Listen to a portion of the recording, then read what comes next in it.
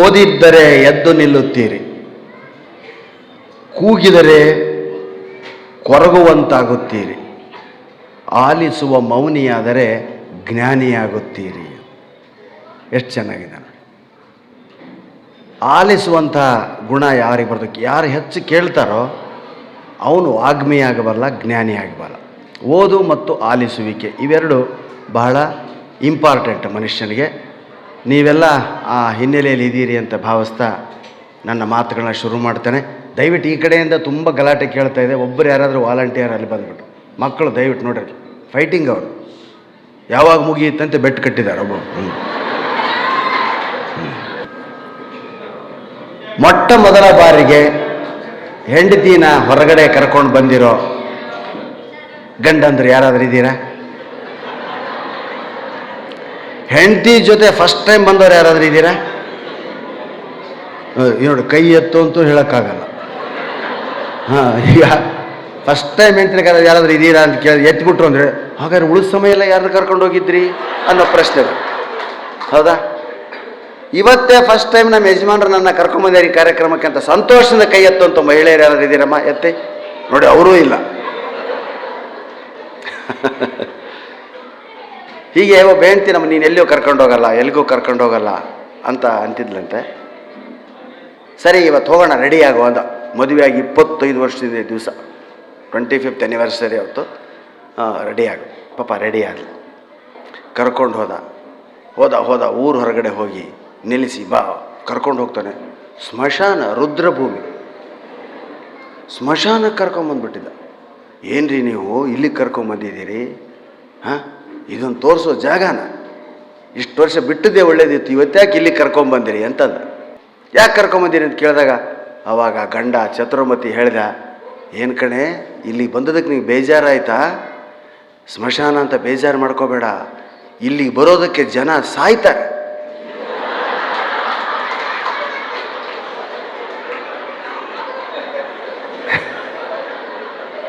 ಹೌದಾ? ಎಷ್ಟು ಅದ್ಭುತವಾಗಿದೆ ಕನ್ನಡದ ಹಾಸ್ಯ. Very good. ನನಗೆ ನಕ್ಕಾಗ ಕಣ್ಣಲ್ಲಿ ನೀರು ಬಂದರೆ, ಕೆಮ್ಮಿದರೆ ಭಾಳ ಸಂತೋಷ. ಯಾರ್ಯಾರಿಗೆ ನಕ್ಕಾಗ ಕಣ್ಣಲ್ಲಿ ನೀರು ಬಂತು ಸ್ವಲ್ಪ ಕೈ ಮೇಲೆತ್ತಿ.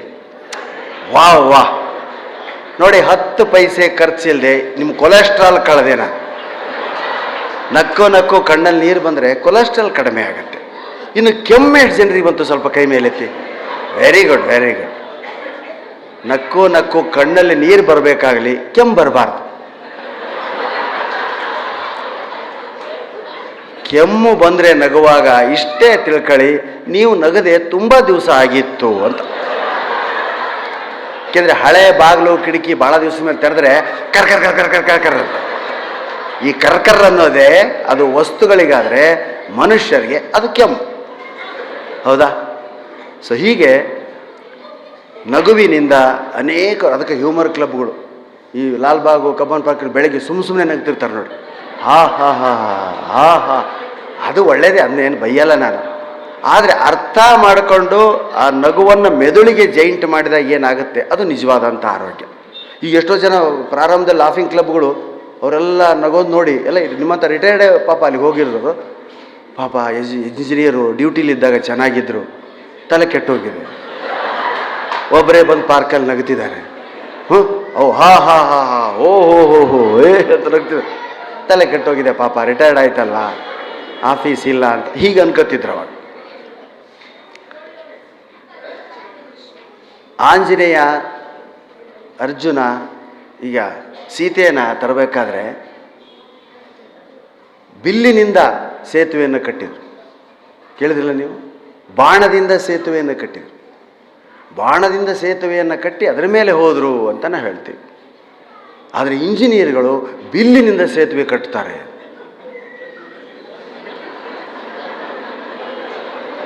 ಅರ್ಥ ಯಾರಿಗಾಯಿತು? ನಿಮ್ಮ ಎಕ್ಸ್ಪೀರಿಯನ್ಸ್ ದೊಡ್ಡದು. ಯಾರಿಗಾಗಲಿಲ್ವೋ ಇದು ರಾಮ ಸೀತೆ ಕಥೆ ಅಂತ ಮಾತ್ರ ತಿಳ್ಕೊಬೇಡ. ಇದು ಹಾಸ್ಯ ಸ್ನೇಹಿತರು. ನಿಮ್ಮ ಮಾತುಗಳಲ್ಲಿ ನೀವು ಯಾವ ವೃತ್ತಿ ಮಾಡ್ತೀರಿ ಅಂತಲೇ ಬರ್ತಿರ್ತದೆ. ಈಗ ಒಬ್ಬ ಟೀಚರ್ ಇದ್ದ, ಸ್ಕೂಲ್ ಟೀಚರು, ತನ್ನ ಮಗುವಿಗೊಂದು ಗೊಂಬೆ ಕೊಡಿಸಿರ್ತಾರೆ. ಆ ಮಗು ಅವನ ಶಾಲೆಯಿಂದ ಬರೋದ್ರೊಳಗಡೆ ಗೊಂಬೆ ಮುರ್ಕೊಂಡ್ಬಿಟ್ಟಿತ್ತು ಅಂದರೆ ಬಂದ ತಕ್ಷಣ ಮುರ್ಕೊಂಡೆಪ್ಪ ಗೊಂಬೆ, ಯಾರು ಕಲಿಸಿದ್ರಲ್ಲ ನಿನಗಿದನ್ನು? ನೋಡಿ, ಟೀಚಿಂಗ್ ಈಸ್ ಪ್ರೊಫೆಷನ್. ಯಾರು ಕಲಿಸಿದ್ರೆ ನಿನಗಿದನ್ನು ಅಂತ ಕೇಳ್ತಾನೆ ನಾವು, ಬೇರೆ ಏನೂ ಕೇಳೋದಿಲ್ಲ. ಹಾಗೆ ಒಬ್ಬ ವಕೀಲನ ಮಗ, ಹೌದಾ, ಗೊಂಬೆ ಮುರ್ಕೊಂಡೆಪ್ಪ ಗೊಂಬೆ, ನಿನ್ನ ಕೋರ್ಟಿಗೆ ಹಾಕ್ಬೇಕು ನೋಡಲೇ, ನೀನು ಕೇಸ್ ಮಾಡ್ಬೇಕು ನಿನ್ನ ಮೇಲೆ, ಮುಂಜಾನೆ ತಂದು ಗೊಂಬೆ ಮುರ್ಕೊಂಡೆ. ಒಬ್ಬ ಪೊಲೀಸನ ಮಗ ಗೊಂಬೆ ಮುರಿದ್ರೆ ಪೊಲೀಸ್ ಬಂದ ತಕ್ಷಣ ಬೆಳಿಗ್ಗೆ ಕೊಡಿಸಿದ ಗೊಂಬೆನ ಮುರ್ಕೊಂಡ್ಬಿಟ್ಟ್ಯಾ, ಒಳಗೆ ಹಾಕ್ಬೇಕು ನಿನ್ನ, ಹೌದಾ. ಇಂಜಿನಿಯರ್ ಮಕ್ಕಳು ಗೊಂಬೆ ಮುರಿದ್ರೆ ಮುರ್ಕೊಂಡೆಪ್ಪ ಗೊಂಬೆ, ಜೋಡಿಸೋದನ್ನು ಮತ್ತೆ ಫೆವಿಕಾಲ್ ಇದೆ ತಗೋ, ಫೆವಿಕ್ವಿಕ್ ಇದೆ ತಗೋ ಅಂತೇಳಿ ಜೋಡಿಸೋದು. ಹಾಗೇನು ಜಾತಿವಾರ ಬಂದರೆ ಈ ವೈಶ್ಯಾಸ್ ಅಂತ ಇರ್ತಾರೆ, ಅವ್ರದ್ದು ವ್ಯಾಪಾರವೇ ಬಿಸ್ನೆಸ್ಸು, ಶೆಟ್ರು ಅಂತ ಕರಿತೀವಿ, ವೈಶ್ಯಾಸ್ ಅಂತ ಕರಿತೀವಿ. ಶೆಟ್ಟಿ ಮಗ ಗೊಂಬೆ ಮುರ್ಕೊಂಡಿದ್ರೆ ಶೆಟ್ಟಿ ಬರ್ತಾನೆ ಬೆಳಗ್ಗೆ ಸಾಯಂಕಾಲ ಅಂಗಡಿಯಿಂದ, ಮಗ ಗೊಂಬೆ ಮುರ್ಕೊಂಡ್ಬಿಟ್ಟಿದ್ರು, ಮುರ್ಕೊಂಡೆಪ್ಪ ಗೊಂಬೆ, ಏನು ಬಂತಪ್ಪ ಲಾಭ, ಹೌದಾ, ಅವ್ರು ಕೇಳೋದು. ಹಾಗೆ ಒಬ್ಬ ಆಚಾರ್ಯರ ಮಗ, ಬ್ರಾಹ್ಮಣರ ಮಗ, ವೈದಿಕ ಬ್ರಾಹ್ಮಣರ ಮಗ, ಹೊರಗಡೆಯಿಂದ ಪೂಜೆನೋ ಶ್ರಾದ್ದನೋ ಏನೋ ಮುಗಿಸಿ ಬಂದರು, ಮಗ ಗೊಂಬೆ ಮುರ್ಕೊಂಡ್ಬಿಟ್ಟಿದ್ದ. ಮುಂಜಾನೆ ಕೊಡಿಸಿದ ಗೊಂಬೆ ಮುರ್ಕೊಂಡೇನೋ, ತಿಂದದ್ದಲ್ಲ ಉಂಡದ್ದಲ್ಲ, ಹೌದಾ. ಇದನ್ನು 45 ವರ್ಷಗಳ ಹಿಂದೆ ನಾನು ಅಚ್ಯುತದಾಸರ ಬಾಯಿಯಿಂದ ಕೇಳಿದೆ. ಇಷ್ಟು ಇದ್ವಿ ನಾವೆಲ್ಲ ಅವಾಗ. ಎಷ್ಟು ಸ್ವಾರಸ್ಯಕ. ಈಗ ನೋಡ್ರಿ, ಹರಿಕತೆ ಪುರಾಣ ಹೇಳೋರು ಇಲ್ಲವೇ ಇಲ್ಲ, ಹೌದಾ, ಕೇಳಿದರೆ ಎಲ್ಲಾದರೂ? ಇಲ್ಲ ಪಾಪ, ಮಾರ್ಕೆಟೇ ಇಲ್ಲ ಅವರಿಗೆ. ಈ ಮೊಬೈಲ್ ಬಂದ ಮೇಲೆ, ಟಿ ವಿಗಳು ಬಂದ ಮೇಲೆ, ಮೊಬೈಲ್ ಅಂತೂ ನಮ್ಮ ಸರ್ವಸ್ವವನ್ನು ಹಾಳು ಮಾಡಿದೆ. ನೀವೆಲ್ಲ ಒಪ್ಕೋತೀರಿ, ನಾನು ಒಪ್ಕೋತೀನಿ. ಮತ್ತು ಅಲ್ಲಿ ಕೂತ ತಕ್ಷಣ ತೆಗೆದು ನೋಡ್ತೀನಿ, ಅಡಿಕ್ಟ್ ಆಗಿದೆ. ಪುಸ್ತಕ ಹಿಡಿಯುವ ಕೈ, ನಾನೇನು ಈ ಮೊಬೈಲ್ ಬರೋದಕ್ಕಿಂತ ಮುಂಚೆ ಪುಸ್ತಕಗಳು ಹಿಡಿದೆ, ಅದೇ ಇವತ್ತು ನಿಮ್ಮಂಥ ಹಿರಿಯರ ಜ್ಞಾನಿಗಳ ಬುದ್ಧಿಜೀವಿಗಳ ಮುಂದೆ ನಿಂತು ಮಾತಾಡೋದನ್ನು ಕಲಿಸಿದೆ ಸ್ನೇಹಿತರೆ. ಮೊಬೈಲ್ ಈ ಕೆಲಸ ಯಾವತ್ತೂ ಮಾಡು. ದಯವಿಟ್ಟು ಓದೋ ಹವ್ಯಾಸ ಎಷ್ಟು ಜನರಿಗಿದೆ? ನಾನು ಕಾದಂಬರಿ ಸಾಹಿತ್ಯ ಎಲ್ಲ ಓದ್ತೀನಿ, ಭೈರಪ್ಪ, ಬೀಚಿ ಓದ್ತೀರಾ ಯಾರಾದರೂ? ಹೆಣ್ಮಕ್ಳು ಓದ್ತೀರಮ್ಮ ಯಾರಾದರೂ? ನೋಡಿ, ಭಾಳ ಕಡಿಮೆ. ಓದುವ ಹವ್ಯಾಸವೇ ಹೋಗಿದೆ. ನನಗೆ ಕನ್ನಡಕ್ಕೆ ಬಂದದ್ದು ಮೊಬೈಲ್ನಿಂದಲ್ಲ, ಓದಿನಿಂದ. ನಾನು ಶಾಲೆಯಲ್ಲಿ ಬರೀ 35 ಮಾರ್ಕ್ಸಿನ ವಿದ್ಯಾರ್ಥಿ. ನನ್ನ ಟೆಕ್ಸ್ಟ್ ಬುಕ್ಗಳಲ್ಲಿ ಪರೀಕ್ಷೆ 8 ದಿವಸ ಇದ್ದಾಗ ನಾನು ಬೀಚಿ, ಭೈರಪ್ಪರನ್ನ ಇಟ್ಕೊಂಡು ಓದ್ತಿದ್ದೆ. ನಮ್ಮ ತಂದೆ ಬೈಯೋರು, ಹೀಗಾದರೆ ಏನು ಉದ್ಧಾರ ಆಗ್ತೀಯೋ ನೀನು, ಪರೀಕ್ಷೆ ಪಾಸಾಗಿ 35ಕ್ಕೆ ಎಷ್ಟು ಬೇಕು ಅಷ್ಟು ಬರೆದು ನಾನು ತಕ್ಷಣ ಪೇಪರ್ ಕೊಟ್ಟು ಹೊರಗೆ ಬರ್ತಿದ್ದೆ. ಸಾಕಿದು, ನನಗೆ ಈ ವಿದ್ಯೆ ಹತ್ತಲ್ಲ, ನಾನು ಈ ವಿದ್ಯೆಯಿಂದ ಜಾಬ್ ಮಾಡಲ್ಲ ಅಂತ 100% ಇತ್ತು ನನಗೆ ಆವಾಗಲೇ. ಲೀಸ್ಟ್ ಹುಡುಗ ನಾನು ಶಾಲೆಯಲ್ಲಿ. ನನ್ನ ಮೇಷ್ಟು ಗಮನಿಸ್ತಾನೇ ಇರಲಿಲ್ಲ, ಯಾಕಂದ್ರೆ 35-36 ತೊಗೊಳ್ಳೋನು. ಒಂದು ಸಾರಿ ಅಂತೂ 25 ತೊಗೊಂಡ್ಬಿಟ್ಟಿದ್ದೆ ಸ್ಟ್ಯಾಟಿಸ್ಟಿಕ್ಸ್ನಲ್ಲಿ. ರಿಸಲ್ಟ್ ಶೀಟ್ನಲ್ಲಿ ಫೇಲ್ ಅಂತ ಬಂದ್ಬಿಡ್ತು, ಮಾರ್ಕ್ಸ್ ಕಾರ್ಡ್ನಲ್ಲಿ ಪಾಸ್ ಆಗಿಬಿಟ್ಟಿದ್ದೆ. ಏನಿದು ಪವಾಡ ಅಂದರೆ, 5 ಸಬ್ಜೆಕ್ಟ್ ಪಾಸಾಗಿ 1 ಸಬ್ಜೆಕ್ಟ್ನಲ್ಲಿ 25 ತೊಗೊಂಡ್ರೆ 10 ಗ್ರೇಸ್ ಕೊಟ್ಟವನ್ನ ತಳ್ಳಬೇಕು ಅಂತ ಕಾನೂನಿದೆ. ಆ ರೀತಿ ತಳ್ಳಲ್ಪಟ್ಟು BCom ಡಿಗ್ರಿ ಮುಗಿಸಿದ ಮಹಾನ್ ಭಾವ ನಾನೇ. ಈಗ ಮಮ್ಮಿ ಮಾರ್ಕ್ಸ್ ಕಾರ್ಡ್, ಓ ನಮ್ಮ 70% ರಿಸಲ್ಟ್ ಗೊತ್ತು. ಅಯ್ಯೋಯ್ಯೋ, ಆ ಮಾರ್ಕ್ಸ್ ಕಾರ್ಡ್ ಇವತ್ತು ಯಾರಾದರೂ ಕೇಳ್ತೀರಾ ನೀವು? ಮಾತಾಡಿದ್ದೀನಿ. ಅದಕ್ಕೆ ನನ್ನ ಗುರುಗಳನ್ನು ನನ್ನ ಶಾಲೆಯ ಶಿಕ್ಷಕರು ಓನಾಮ ಕಲಿಸಿದರು. ಆದರೆ ನಿಜವಾದ ನನ್ನ ಗುರು ಅಂದರೆ ಬೀಚಿ, ಭೈರಪ್ಪ, ಕಾರಂತು, ಕುವೆಂಪುರ ಸ್ನೇಹಿತರೆ. ಅವರ ಋಣದಲ್ಲೇ ನಾನಿವತ್ತಿದ್ದೆ. ಎಲ್ರಿಗೂ ಸಾಧ್ಯ. ಇವತ್ತು ನೋಡಿ, ಇಷ್ಟು ಟಿ ವಿ ನೋಡ್ತೀರಾ, ಇಷ್ಟು ಮೊಬೈಲ್ ನೋಡ್ತೀರಾ, ಯೂಟ್ಯೂಬ್ಗಳು ನೋಡ್ತೀರಾ, ಫೇಸ್ಬುಕ್ ನೋಡ್ತೀರಾ, ಆದರೂ ಇಷ್ಟು ಜನ ಹಾಸ್ಯ ಸಂಜೆ 3 ಜನ ಬರ್ತಾರೆ ಅಂದರೆ ಅದೆಷ್ಟೊತ್ತಿನಿಂದ ಕಾದು ಕೂತಿದ್ದೀರಿ. ಇದೇ ಸಾಹಿತ್ಯಕ್ಕೆ ಇರ್ತಕ್ಕಂಥ ಶಕ್ತಿ. ವಿದ್ಯೆ, ಸಾಹಿತ್ಯ, ಕಾವ್ಯ ಮೂಕಂ ಕರೋತಿ ವಾಚಾಳಂ, ಮಾತುಗಾರನನ್ನಾಗಿ ಮಾಡ್ತೇವೆ. ಸರ್, ನೀವು ನಿಮ್ಮ ಥರ ಮಾತಾಡೋದು ಕಲಿಸಿ, ಇದು ಕಲ್ತರೆ ಬರೋದಲ್ಲ, ಓದಿದರೆ ಬರೋದು. ತಲೆಯಲ್ಲಿ ತುಂಬ್ಕೊಂಬಿಟ್ರೆ ಯಾವಾಗ ಅದನ್ನು ಹೊರಗೆ ಹಾಕಲಿ ಅಂತ ಹೆಣ್ಮಕ್ಳು ನೋಡಿ ಕಲಿಬೇಕು ನೀವು. ಅವ್ರು ಎಷ್ಟು ವಿಷಯ ಸಂಗ್ರಹಿಸಿರ್ತಾರೆ. ನೀವು ಆಫೀಸಿಗೆ ಹೋಗೋದೇ ತಡ ಹೇಗೆ ಸೇರ್ತಾರೆ ನೋಡ್ರಿ.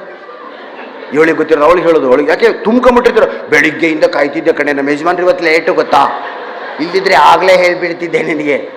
ಹಾಂ, ಯಾಕೆ ಸಂಗ್ರಹ ಮಾಡಿರ್ತಾರೆ. ಇದೇ ಗಂಡಸು. ಮೌನೇಶ್ವರ, ಮೌನ ಬಸವಣ್ಣ, ಏನೇನು ಹೆಸರು, ವಿಗ್ರಹ. ಹಾಂ, ಕೆಲವರಂತೂ ಹೆಡ್ಡೇಕ್ ಅಂತ ಹೆಸರಿಟ್ಟಿರ್ತಾರೆ ಗಂಡನಿಗೆ.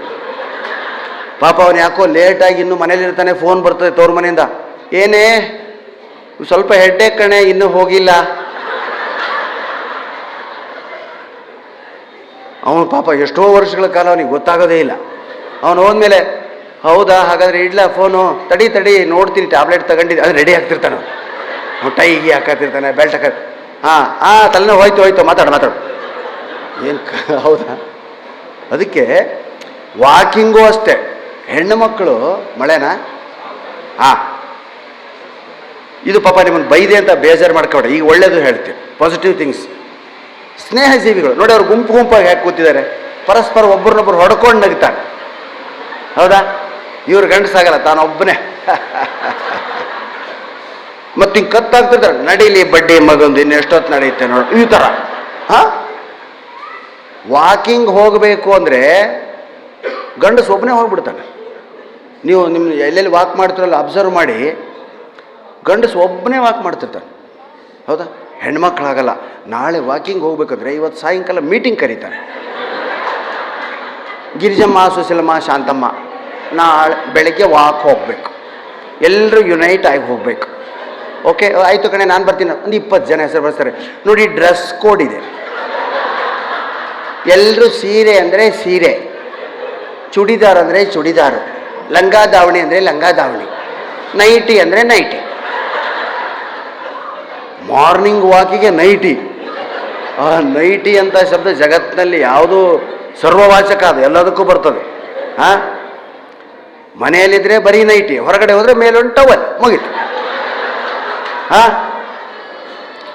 ಅಂಥದ್ರಲ್ಲಿ ಮಾತಾಡ್ತಾರೆ. ಬೆಳಗ್ಗೆ ಎಲ್ಲರೂ ಸೇರ್ತಾರೆ, ಗುಂಪಾಗಿ ಹೋಗ್ತಿರ್ತಾರೆ. ಆ ಡ್ರೆಸ್ ಕೋಡ್ ಮಾತಾಡ್ಕೊಂಡು ಹೋಗ್ತಾರೆ. ಇದು ಗಂಡಸು ಡ್ರಾಯರ್ ಮೇಲೆ. ಅವ್ನು ಕೇಳಿ, ಏನು ಸರ್ ಡ್ರಾಯರ್ ಮೇಲೆ? ನಮ್ಮನ್ನು ಯಾರು ನೋಡ್ತಾರೆ ಸರ್? ಎಂಥ ಮಾತು. ಅವ್ರನ್ನ ಕೇಳಿ, ಜನ ನಮ್ಮನ್ನೇ ನೋಡ್ತಾರೆ. ಈ ಪ್ರಜ್ಞೆ ರಾಜಕಾರಣಿಗಳು ಬರಬೇಕು. ಜನ ನಮ್ಮನ್ನು ನೋಡ್ತಾರೆ, ರಾಜ್ಯ ನಮ್ಮನ್ನು ನೋಡುತ್ತೆ, ದೇಶ ನಮ್ಮನ್ನೇ ನೋಡುತ್ತೆ ಅಂತ ಬಂದಾಗ ದೇಶ ಉದ್ಧಾರ, ಸಮಾಜ ಉದ್ಧಾರ.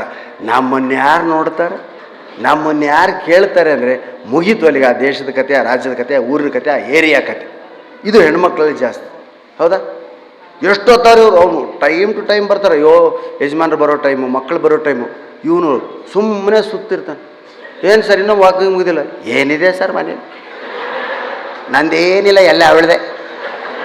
ನಮ್ಮ ಕಡೆ ನಮ್ದೆಲ್ಲ ಪುಂಗಿ ಬಂದೋಗೈತಪ್ಪ ಅಂತಿರ್ತಾರೆ. ಪುಂಗಿ ಬಂದಾಗೈತೆ ಅಂತೀರಿ ಅಂದರೆ ಇವ್ನು ಕೇಳೋರಿಲ್ಲ ಅಂತ ಸೊಸೆ ಅವ್ರದೇ ಜಾಸ್ತಿ ಅವಳು. ಅದೆಂಥ ಜೀಲ್ ಹೆಣ್ಮಕ್ಳು. ಅದಕ್ಕೆ ಹೆಣ್ಣು ಮಕ್ಕಳ ಲಾಂಜೆವಿಟಿ ಅಂತ ಏನು ಕರಿತೀವಿ ನಾವು, ದೀರ್ಘಾಯುಷ್ಯ. ನೀವು ಡೆತ್ ರೇಟ್ ನೋಡಿ ನೀವು. ಅಷ್ಟು ಸೈನ್ಸ್ಗೆ ಹೋಗಬೇಡಿ.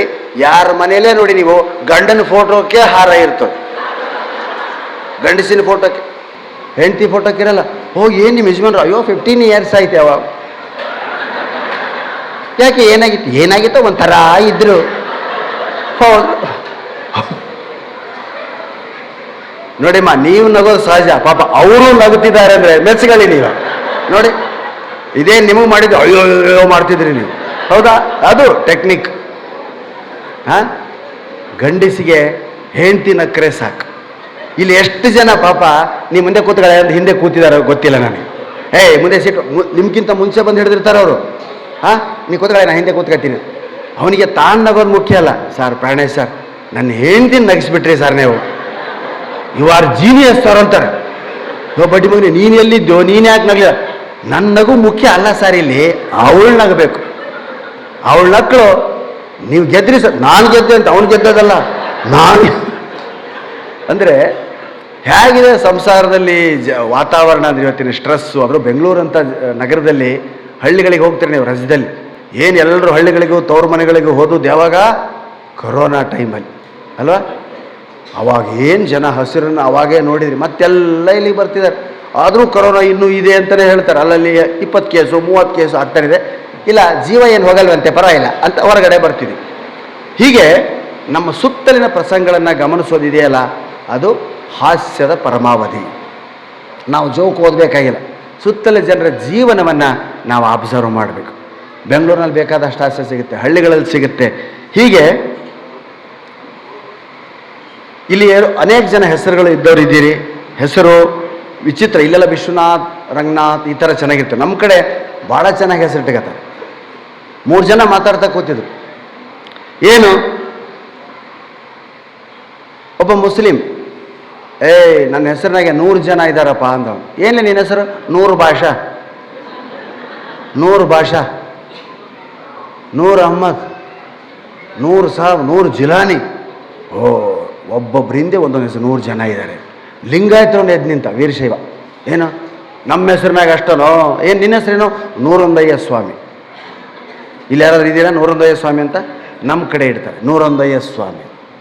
ಇವರಿಬ್ಬರು ಸೇರ್ಕೊಂಡು ಏನು ಮಾಡಿದ್ರು, ಈ ಬ್ರಾಹ್ಮಣರಲ್ಲೇ ಒಗ್ಗಟ್ಟಿಲ್ಲ ಕಣಪ್ಪ, ಅವೆಲ್ಲ ಒಂಟಿ. ನೋಡಿ, ಇಡೀ ಜಗತ್ತಿಗೆ 3% ಇದ್ದಾರೆ, ಅಥವಾ ಇಂಡಿಯಾದಲ್ಲಿ 3% ಇದ್ದಾರೆ. ಅವರಲ್ಲಿ ಒಗ್ಗಟ್ಟಿಲ್ಲ ಅಂತ ಮಾತಾಡ್ತಾ ಬಂದರು. ಬ್ರಾಹ್ಮಣರು ಉಣಿಲಿ ಬಂದರು, ಇದು ಬೀಚಿಯವರು. ಆಗ ಒಬ್ಬರು ಬ್ರಾಹ್ಮಣರು ಬರೀ ಮೈಯಿಂದ ಜನಿವಾರದಿಂದ ಬೆನ್ನು ತೂರ್ಸ್ಕೊತಾ ಇದ್ರು. ಸ್ವಾವಲಂಬಿಗಳಂದರೆ ಬ್ರಾಹ್ಮಣರು. ಬೆನ್ನು ತೂರ್ಸೋಕೆ ಕೂಡ ಹೆಂಡ್ತಿನ ಕರಿಯಲ್ಲ ಅವರು. ಜನಿವಾರವೇ ಅವರ ಬ್ಯಾಕ್ ಸ್ಕ್ರ್ಯಾಚರ್ ಅಂತಿರೋ ಏನಂತಿರೋ. ಈಗಲೂ ನೋಡಿ, ಬ್ರಾಹ್ಮಣರೆಲ್ಲ ಯಾರನ್ನೋ ಸ್ವಾವಲಂಬಿಗಳು. ಬೆನ್ನು ತೀಟೆ ಆದರೆ ಹಿಂಗೆ, ಅದರಿಂದನೇ ಜನಿವಾರನೂ ಕ್ಲೀನು, ತುರ್ಕಿಯೂ ಹೋಯ್ತು. ಅವ್ರನ್ನ ಕೇಳಿದಂತೆ, ಆಚಾರ್ಯ ನಿಮ್ಮ ಬ್ರಾಹ್ಮಣರೆಲ್ಲ ಒಗ್ಗಟ್ಟಿಲ್ಲ ಯಾಕೋ? ಇಲ್ಲಿ ನೋಡಿ, ಇವನು 100 ಭಾಷಾ, 100 ಜಿಲಾನಿ, 100 ಅಹ್ಮದ್, ನಾನು ನೂರೊಂದಯ್ಯ ಸ್ವಾಮಿ. ನಿಮ್ಮ ಹೆಸರು? ನನ್ನ ಹೆಸರು ಕೇಳಿದ್ರೆ ಗಾಬರಿ ಆಗ್ತಾರೆ ನೀವು. ನೀ ನೂರೊಂದಯ್ಯ, ನೀ 100 ಭಾಷಾ, ಬರೀ 100. ನನ್ನ ಹೆಸರು ಏನು ಗೊತ್ತಾ? ಅನಂತಕೋಟಿ ಪದ್ಮನಾಭಾಚಾರ. ಹಾಗೆ ಇದು ಮಾಮೂಲು ನಮ್ಮ ಬೀಚಿಯವರ ಹಾಸ್ಯದ ಲಹರಿ. ಕೆಲವು ಸ್ಟ್ಯಾಂಡರ್ಡ್ ಜೋಕ್ಗಳು ಅಂದರೆ, ಮಹಿಳೆಯರು ಮೇಕಪ್ ಸ್ವಭಾವ ಅಂತ ಒಂದು ಅಂಕಣ ಇದೆ ನಮ್ಮಲ್ಲಿ. ಅವ್ರು ಮೇಕಪ್ ನೋಡಿ ಗೊತ್ತಾ, ಎಷ್ಟೇ ಕಷ್ಟ ಇರಲಿ ಮೇಕಪ್ ಮಾಡ್ಕೊಂಬರ್ತಾರೆ ಅವರು. ಹೌದಾ? ಎಷ್ಟೇ ತೊಂದರೆ ಇಲ್ಲ, ಲಾಸ್ಟ್ ಮೂಮೆಂಟಲ್ಲಿ. ಈಗ ಪ್ರಾಣೇಶ್ ಅವರು ವೇದಿಕೆಗೆ ಬಂದರು ಅಂದ ತಕ್ಷಣ ನಾನು ಮಾಡ್ಕೋಬೇಕು ಹಿಂಗೆ ಅವ್ರು ಮಾಡ್ಕೊಂಡ್ರು ನೋಡಿ. ಹೌದಾ? ಅಂದರೆ ಅಲರ್ಟ್ನೆಸ್ ಅವರು. ಅದಕ್ಕೆ ನಮ್ಮ ಯುದ್ಧಗಳಲ್ಲಿ ಬಹುಪಾಲು ಹೆಣ್ಣಿಗಾಗಿಯೇ ಆಗಿವೆ. ನಮ್ಮ ಯುದ್ಧಗಳೆಲ್ಲ ಬಹುಪಾಲು ಹೆಣ್ಣಿಗಾಗಿಯೇ ಆಗಿವೆ. ಆದರೆ ಯುದ್ಧದಲ್ಲಿ ಸತ್ತವರೆಲ್ಲ ಗಂಡಸರೇ. 100% ಸರ್. ಯುದ್ಧ ಶುರುವಾಗದ ಹೆಣ್ಣಿಂದ, ಸಾಯೋದು ಮಾತ್ರ ಗಂಡು. ವೀರ ಸ್ಮಾರಕಿ ಅಂತೇಳಿಲ್ಲ, ವೀರ ಸ್ಮಾರಕಗಳೇ ಇವೆ, ಕನೇ ಇವೆ, ಕೀ ಇಲ್ಲ. ಹೌದಾ? ಹಾಗೆ ಬೆಂಗಳೂರು ಮಳೆಗೆ ನೋಡಿ, ಈ ಮಳೆ ಬಂತು. ಇದು ಎಂಥ ಡೇಂಜರ್ ಮಳೆ ಗೊತ್ತಾ? ಪಾಪ ಸಿಟಿ ಬಸ್ಸಿಗೆ ಕಾದಿರೋರು ಮೇಕಪ್ ಹಾಳು ಮಾಡಿಬಿಡುತ್ತೆ ಅಷ್ಟೇ. ಬೆಂಗಳೂರು ಮಳೆಗೆ ರಸ್ತೆಗಳು ಹಾಳು, ಹುಡುಗಿಯರ ಮೇಕಪ್ಪು ಹಾಳು. ಬೆಂಗಳೂರು ಮಳೆಗೆ ಮೇಕಪ್ಪು ಹಾಳು, ಹುಡುಗಿಯರ ಮೇಕಪ್ಪು ಹಾಳು, ರಸ್ತೆಗಳು ಹಾಳು. ಪರಸ್ಪರ ಮುಖ ನೋಡಿಕೊಂಡು ಒಬ್ಬಳ ಸಾವು. ಎಷ್ಟೋ ಸಾರಿ ಮಕ್ಕಳು ಕೈ ಹಿಡ್ಕೊಂಡು ನಿಂತಿರ್ತಾರೆ ಬೆಂಗಳೂರಲ್ಲಿ. ದೊಡ್ಡ ಮಳೆ ಆಯಿತು ಅಂದರೆ ಆಮೇಲೆ ತಾಯಿ ನೋಡಿ ಕಿಟಾರ್ ಅಂತ ಕಿರ್ಸ್ಕೊತದೆ ಮಗು, ಮೇಕಪ್ ಹೋಗ್ಬಿಟ್ಟಿರ್ತದೆ ಅಂತ. ಈ ಮದುವೆ ಆಗದೇ ಇರೋ ಹೆಣ್ಮಕ್ಳು, ದೇವರೇ ಬುದ್ಧಿವಂತ ಗಂಡನ ಕೊಡಪ್ಪ ಬೇಡ್ಕತ್ತಿದ್ಲು. ಅವ್ರ ತಾಯಿ ಹೇಳಿಲ್ಲಂತೆ, ಹಾಗೆಲ್ಲ ಬೇಡ್ಕೋಬಾರ್ದು. ಯಾಕೆ? ಬುದ್ಧಿವಂತರು ಯಾರೋ ಮದುವೆ ಆಗಲ್ಲ. ಇವನ್ನ ನಾವು ಎಲ್ಲೂ ಹೇಳಲ್ಲ ಸರ್. ಇವತ್ತು ಸ್ಪೆಷಲ್ ನಿಮಗಾಗಿ ತಂದಿರೋ ಜೋಕ್ಗಳಿವು, ನೋಟ್ಸ್ ಮಾಡ್ಕೊಂಡು. ಯಾಕೆಂದರೆ 10 ಕಾರ್ಯಕ್ರಮಗಳಲ್ಲಿ 8 ಕಾರ್ಯಕ್ರಮ ಬರೀ ಅಣ್ಣಮ್ಮ, ಜಾತ್ರೆ, ಉರುಸು, ಉತ್ಸಾಹ. ನಮ್ಮ ಪಾಡಿಗೆ ನಾವು, ಅವ್ರ ಪಾಡಿಗೆ ಅವರು. ಹೌದಾ? ಹೀಗೆ ಅಲ್ಲ, ಅದು ಹೇಳಿದ್ದೆ ನಾನು. ಅಣ್ಣಮ್ಮಗಳು ಏನು ಅನುಭವ ನಮಗೆ ಅಂದರೆ, ಟ್ರ್ಯಾಕ್ಟರ್ ಜೈಂಟ್ ಮಾಡಿರ್ತಾರೆ ಸರ್. ಟ್ರ್ಯಾಕ್ಟರ್ ಜೈಂಟ್, ಪಟಾಕಿ ಹೊಡಿತಾರೆ, ಪಲಾವ್ ಕೊಡ್ತಾರೆ, ಪಟಾಕಿ ಹಚ್ಚೋದು. ಒಂದು 40 ನಿಮಿಷ ಮಾತಾಡಿದ ಮೇಲೆ ಆ ಏರಿಯಾ ಕೌನ್ಸಿಲರ್ ಬರ್ತಾರೆ. ಅಣ್ಣ ಬಂದ, ಅಣ್ಣ ಬಂದ, ಅಣ್ಣ ಬಂದ ಸರ್, ಅಣ್ಣ ಬಂದ, ಮತ್ತೆ ಮೊದಲಿಂದ ಶುರು ಮಾಡಿ ಸರ್. ಅವನು ಅಲ್ಲಿಂದ ಇಲ್ಲಿ ಬರ್ತಾನೆ. ಹೇಗಿರ್ತಾನೆ? ಕೋರೆ ಮೀಸೆ, ಕಣ್ಣು ಕೆಂಪು, ಅರ್ಧ ಗುಡ್ಡಿಗಳು ಹೊರಗೇನೆ, ಗೊಂಗುರು ಕೂದಲು, ಕೊರಳಲ್ಲಿ ಇಷ್ಟು ದಪ್ಪ ಚೈನ್, ನಾಯಿ ಕಟ್ಬೋದು ಅದರಿಂದ ಅಂಥ ಚೈನ್, ಕೈಗಳಲ್ಲಿ 10 ಬೆರಳಿಗೆ 20 ಉಂಗುರ. ಬಂದ ಸರ್, ಯಮ ಬಂದ, ಅಣ್ಣ ಬಂದ, ಅಣ್ಣ ಬಂದ, ಅಣ್ಣ ಮೇಲೆ ಕೂರ್ಸೋ. ಅವನು ಕಾರ್ ಗಾಲಿಯಿಂದ ಹಿಡಿದು ನನ್ನ ಕಾಲು ಕೆಳಗಿನವರೆಗೂ ಪಟಾಕಿ ಡಮ ಡಮ ಡಮ ಡಮ ಡಮ ಡಮ ಡಮ ಅಂತ ಹೊಡಿತಾವ. ಇಲ್ಲಿ ಬಂದಾಗ ನಾನೇ ಹೀಗಾಗಿಬಿಟ್ಟೆ. ಕೂತ ಗಲಾಟೆ ಜನರದ್ದು ಹೇಳಿದೆ, ಶುರು ಮಾಡೋಣ ಅಂದ. ಗಲಾಟೆಪ್ಪ, ಯಾರೂ ಮಾತು ಕೇಳ್ತಿಲ್ಲ. ನಾನು ಸುಮ್ಮನೆ ಕೂರಿಸ್ತೀನಿ ಅವ್ರು. ನಂದು ಬಡ್ಡಿ ಮಕ್ಕಳ ಅಂದ. ಬಡ್ಡಿ ಮಕ್ಕಳ ಸುಮ್ಮನೆ ಕೂತ್ಕೊಳ್ಳಿ. ಅಣ್ಣ ಭಾಳ ಫೇಮಸ್ಸು. ಅಣ್ಣನ ಹೆಸರು ಕೇಳದೆ ಇರೋರು ಕರ್ನಾಟಕದಲ್ಲಿ ಯಾರೂ ಇಲ್ಲ. ಅಣ್ಣ ನಿನ್ನ ಹೆಸರೇನಣ್ಣ? ಮುಗಿತಲ್ಲಿಗೆ ನನ್ನ ಶ್ರಾದ್ದ. ಗಂಗಾವತಿ ಪ್ರಾಣೇಶ ಅಣ್ಣ ಗಂಗಾವತಿ ಪ್ರಾಣೇಶ ಅಣ್ಣ ಅಣ್ಣ ನಮಗೋಸ್ಕರ ಎಷ್ಟು ದೂರದಿಂದ ಬಂದಿದ್ದಾನೆ. ಗಂಗಾವತಿಯಿಂದ ಇಲ್ಲಿದೆಯಾ? ಕಾಶಿ ಹತ್ತಿರ ಇದೆ. ಇಲ್ಲೇ ಇದೆ, 3 ತಾಸು ಜರ್ನಿ ಅಪ್ಪ. ಏನು ಅಣ್ಣ ಭಾಳ ಫೇಮಸ್ಸು. ಅಣ್ಣ ನಮ್ಮನ್ನೆಲ್ಲ ಉದ್ದೇಶಿಸಿ ಈಗ ಅಣ್ಣ ಆಡ್ತೀಯ, ಡ್ಯಾನ್ಸ್ ಆಡ್ತೀಯ ಅಣ್ಣ? ಸೀಮೆ ಎಣ್ಣೆದ್ರೆ ತಂದು ಕೊಡೋ ಬಾಯಿ ಬಡ್ಕತ್ತೀನಿ ಎಂದೆ ನಾನು. ಇದು ಈಗಿನ ಮಾತಲ್ಲ. ನಾನು 25 ವರ್ಷಗಳ ಹಿಂದೆ ಏನು ಬೆಂಗಳೂರಿಗೆ ಬಂದೆ, ಅವಾಗ ಅಣ್ಣಮ್ಮಗಳಿಗಾಗೆ, ಅಂದರೆ ಈ ಊರಿನ ಎಲ್ಲರೂ ಕಾಲಿಡೋದು ಅಣ್ಣಮ್ಮನಿಂದಾಗೆ. ಅವನ್ನೆಲ್ಲ ಸಹಿಸಿದ್ರೇ ಇಂಥ ಸಭಿಕರು ನಮಗೆ ಸಿಗ್ತಾರೆ. ಆಗ ನಾವು ಓದಿದ್ದನ್ನು ಹೇಳೋದಕ್ಕೆ ಸಾರ್ಥಕ ಆಗುತ್ತೆ. ಪ್ರಿಪೇರ್ ಮಾಡ್ಕೊಂಬಂದದ್ದು ಎಲ್ಲೂ ಬಳಸೋಕ್ಕಾಗಲ್ಲ ಇಂಥ ಸಭೆಗಳಲ್ಲಿ. ಇವತ್ತು ಸ್ವಲ್ಪ ಎಕೋ ಕಡಿಮೆ ಇದ್ದು, ಕೆಳಗಡೆ ಆಡಿಟೋರಿಯಂ ಭಾಳ ಚೆನ್ನಾಗಿದ್ದು, ಅಲ್ಲಾಗಿದ್ರೆ ಇನ್ನೂ ಚೆನ್ನಾಗಿರೋದು. ಆದರೂ ಕೇಳ್ತಾ ಇದೆ, ನಮಗೆ ಅದೇ ಸಂತೋಷ. ನಮ್ಮ ಹಿರೇಮಗಳೂರು ಕಣ್ಣನ ನೀವೆಲ್ಲ ನೋಡಿದ್ದೀರಿ, ಅವ್ರ ಮಾತು ಕೇಳಿದ್ದೀರಾ? ಹರಟೆಯಲ್ಲಿ ನೋಡಿದ್ರೆ ಡೈರೆಕ್ಟ್ ಕೇಳಿದ್ದೀರಾ? ಹರಟೆಯಲ್ಲಿ ಡೈರೆಕ್ಟ್. ಈಗ ಚಂದನದಲ್ಲಿ ನಮ್ಮ ಹರಟೆ ಬರ್ತಾಯಿದೆ. ದಯವಿಟ್ಟು ಪ್ರತಿ ಭಾನುವಾರ 9:30ಕ್ಕೆ ಈಗ ರೆಗ್ಯುಲರ್. ಈಗ ಉದಯ ಟಿ ವಿಯಲ್ಲೆಲ್ಲ ಕಡಿಮೆ ಆಗಿದೆ, ಅದರಲ್ಲಿ ರೆಗ್ಯುಲರ್ ಮಾಡ್ತಾಯಿದ್ದೀವಿ. ಅವರು ಕನ್ನಡ ನೀವೆಲ್ಲ ಕೇಳಿದ್ದೀರ, ಕನ್ನಡದಲ್ಲೇ ಮದುವೆ ಮಾಡಿಸ್ತಾರೆ ಅವರು. ಒಂದೇ ಒಂದು ಸಂಸ್ಕೃತ ಶಬ್ದ ಬಳಸಲ್ಲ. ನಾವು ಅಣ್ಣ ಅವರಿಗೆ ತಮಾಷೆ ಮಾಡ್ತಿರ್ತೀವಿ, ಭಾಳ ತಪ್ಪು ಮಾಡ್ತಿದ್ರಿ ಕಣ್ಣನ ಮಾಮ ನೀವು. ಸಂಸ್ಕೃತದಲ್ಲಿ ಅರ್ಥ ಆಗದೆ ತುಂಬ ಜನ ಮದುವೆ ಆಗಿಬಿಟ್ರು. ಕನ್ನಡದಲ್ಲಿ ಆ ಮಂತ್ರಗಳು ಅರ್ಥ ಆಗ್ತವೆ, ಮಾಡಿಸ್ಬೇಡಿ. ಮಧ್ಯೆ ಎದ್ದೋಗ್ಬಿಟ್ರೆ ಕಷ್ಟ ಗಂಡು. ಹೌದಾ? ಸುಲಗ್ನ ಸಾವಧಾನ, ಸುಮುಹೂರ್ತೆ ಸಾವಧಾನ. ಏನು ಹಿಂಗಂದ್ರೆ? ಸುಲಗ್ನ ಎಚ್ಚರಿಕೆ ಬಡ್ಡಿ ಮಗನೇ, ಸಾವಧಾನ ಅಂದರೆ ಎಚ್ಚರ. ಲಗ್ನ ಆಗೋ ಮದುವೆ ಆಗೋ ಸಮಯದಲ್ಲಿ ಎಚ್ಚರ ಅಂತ ಒಂದು ಸಾರಿ ಯೋಚನೆ ಮಾಡಿ, ನೀವು ಓಡೋಗಿಬಿಡ್ತೀರಿ. ಇವರು ಒಳ್ಳೆಯ ಲಗ್ನ ಬರ್ತಾ ಇದೆ ಎಚ್ಚರ, ಒಳ್ಳೆಯ ಮುಹೂರ್ತ ಬರ್ತಾ ಇದೆ ಎಚ್ಚರ ಅಂದರೆ, ಯಾಕೆ ಸ್ವಾಮಿ ನಾನಿನ್ನು ಮಲಗಿದ್ದೀನ ಅಂತ ನಾವು. ಇಲ್ಲ ಕಣೋ, ಇದು ಮುಂದೆ ದುರಂತ ಖಾದಿ ಮಾಡ್ತಾರೆ, ಉಳಿತಾನ ಅವನು. ಅದಕ್ಕೆ ಸಂಸ್ಕೃತದಲ್ಲಿ ಯಾಕೆ ಮಂತ್ರಗಳು ಮಾಡಿದ್ರು ಅಂದರೆ, ತಿಳಿದೇನೆ ಕಟ್ಕೊಂಡ್ಬಿಡೋಣ ಅಂತ.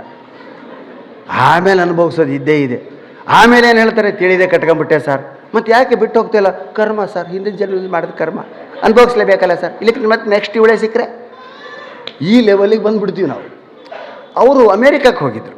ಅಮೇರಿಕಾದಲ್ಲಿ ತುಂಬ ಕೋದಂಡರಾಮ್ ದೇವಸ್ಥಾನದ ಅರ್ಚಕರು, ಭಾಳ ಮಡಿ.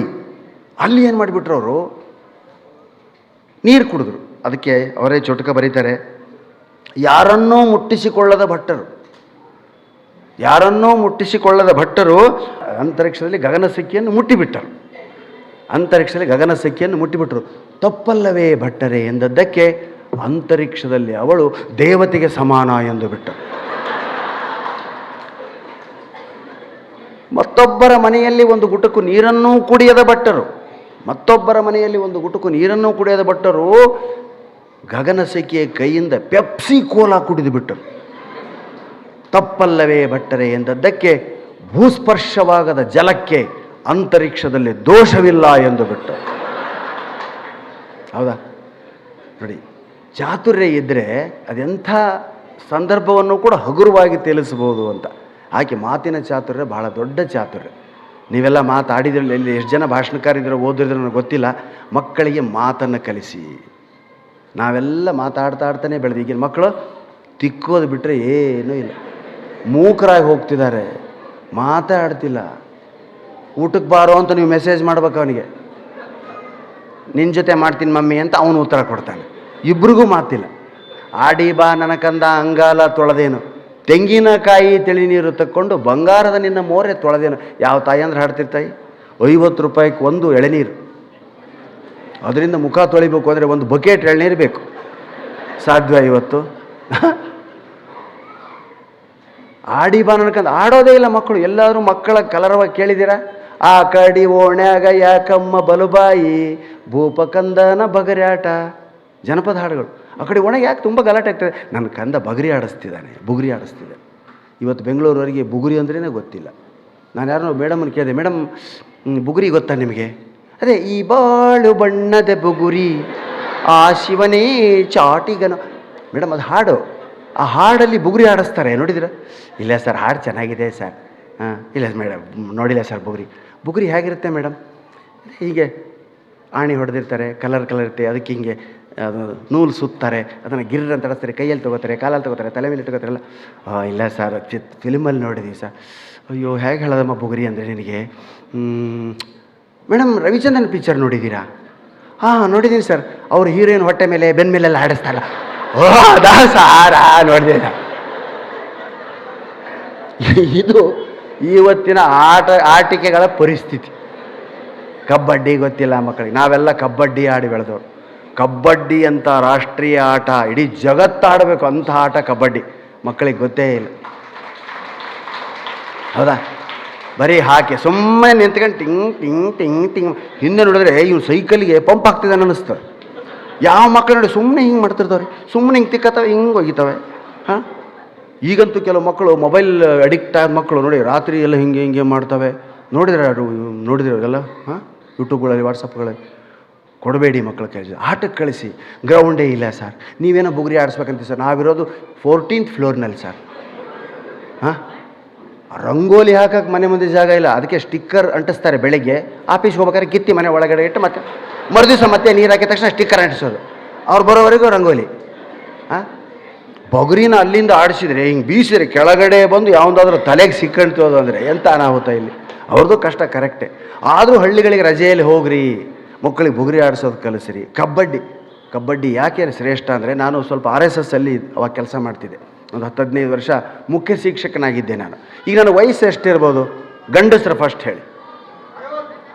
60. ಶಬಾಷ್. ನೆಕ್ಸ್ಟ್ ಹೆಣ್ಮಕ್ಳು